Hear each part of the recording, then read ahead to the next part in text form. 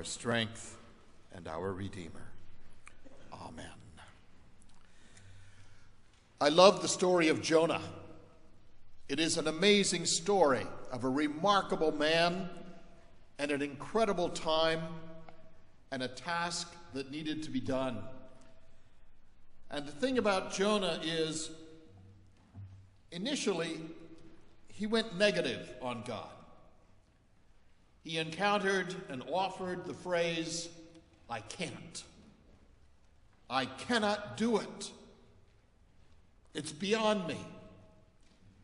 Now, we're not certain whether he simply was not interested or whether he felt inept, given the task that God set out for him, or whether he was just shy about it.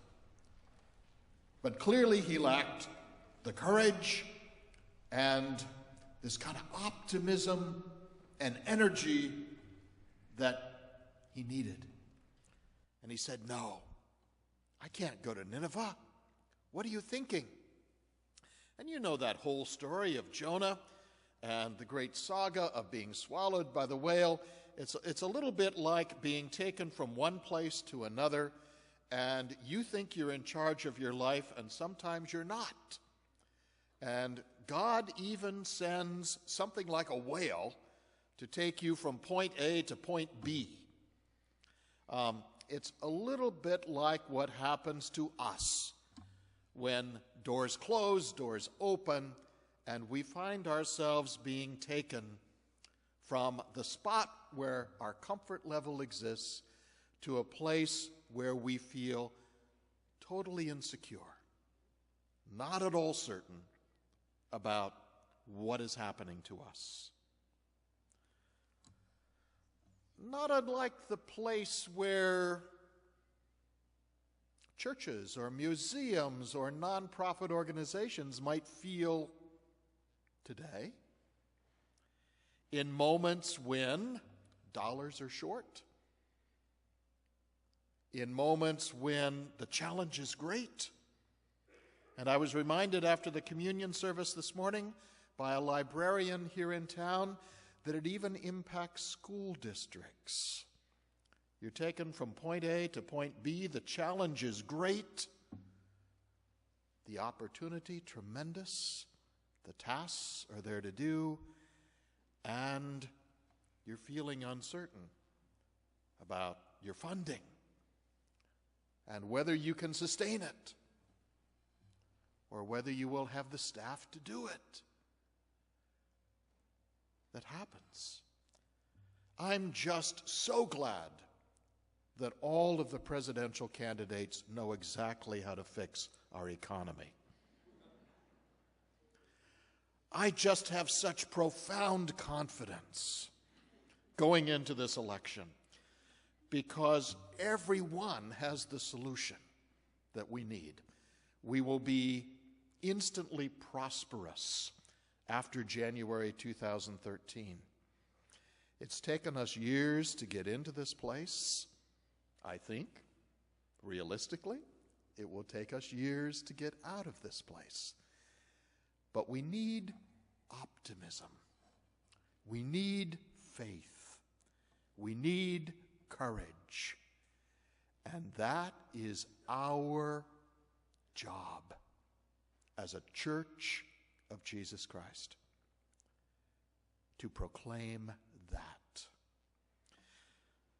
I admire Jonah because Jonah was the type of person who was honest with God to begin with. I'm not so sure I can do it. I'm scared to death. I just don't have what it takes. And God insists and asks again and again. And then Jonah allows God to take him into the midst of Nineveh. And he does exactly what God asks him to do, to proclaim the goodness of God and to proclaim to the Ninevites, change your ways, become a different people. And they say yes. Yes to the example, Yes to the goodness that is being preached. Yes to the power behind Jonah's words, which is the power of God.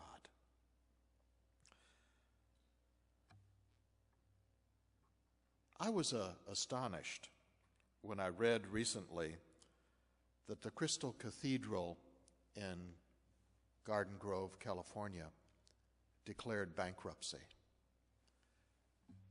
I had been there once in my lifetime in a Sunday morning worship service, and it was a massive campus with beautiful sanctuary, obviously all glass, a great glass tower with the carillon, and a very tall office building, I suppose 20-story office building, where all the classrooms were, a beautiful columbarium area, a campus.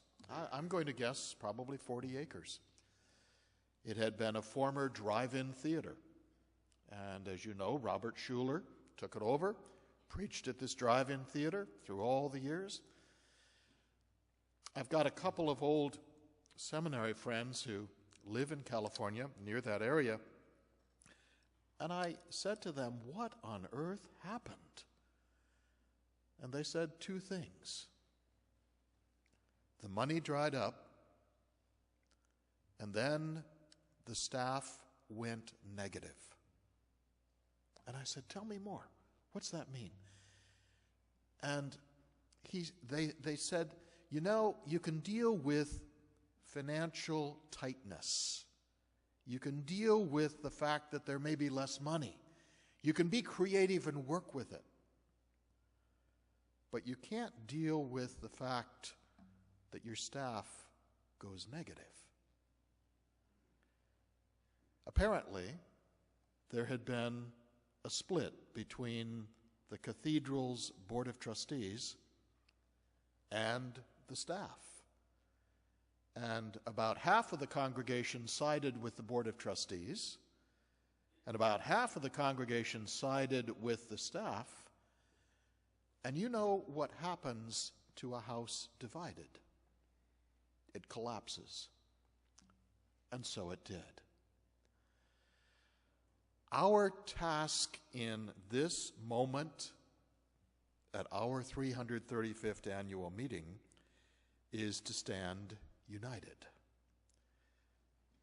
And I promise you that I will be, in the face of all the financial challenges in the coming year, I will be positive. Because that is the only way to be. We have got to be creative, work together, listen for God's guidance, and do the tasks that lie before us. We are so incredibly blessed with participation. And when these children and youth come forward for the children's sermon, I almost think the whole sanctuary is emptying out. We are blessed beyond belief with activities and friendships and relationships. For many of us, our deepest and best friends are in this faith family. We rely on each other. And there is nothing that will undermine our ministry any quicker than if we go negative.